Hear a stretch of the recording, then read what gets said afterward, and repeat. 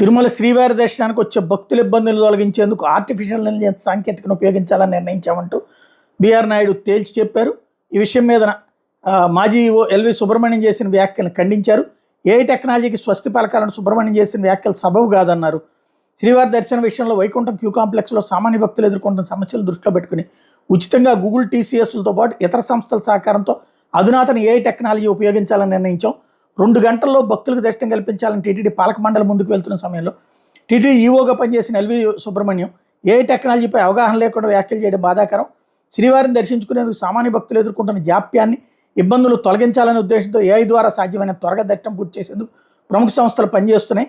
Senior IAS అధికారిగా పనిచేసిన అనుభవం ఉన్నాయని భక్తుల్లో గందరగోళం సృష్టించేలా తిరుమలలో ఏఐ టెక్నాలజీ నిరుపయోగం అని వ్యాఖ్యలు చేయడం సమంజసం కాదు.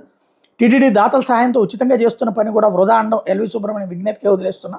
భక్తులను గంటల తరబడి షెడ్లు కంపార్ట్మెంట్లు బంధించి పడుగోపులు కాసేలా చేయడం మంచిదా? వాళ్ళ ఇబ్బందులు తొలగించేందుకు ఏఐ సాంకేతిక తీసుకురావాలని నిర్ణయించాం.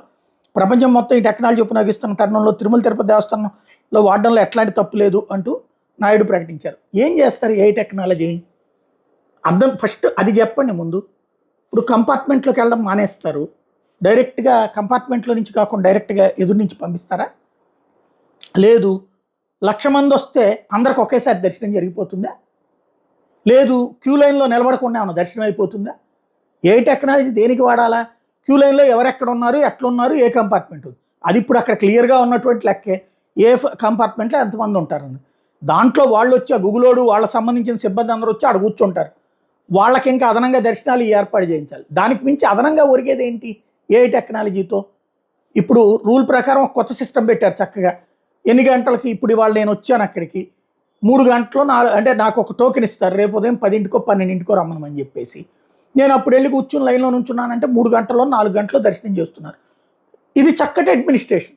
ఇది టీటీడీ సిబ్బందే చేశారు కదా, టీటీడీ అధికార యంత్రాంగమే చేశారు కదా, నాయుడు గారు వచ్చాకే చేశారు కదా. ఏ టెక్నాలజీ దానికి మించి ఏం చేస్తుంది? Queue line దోస్తుందా?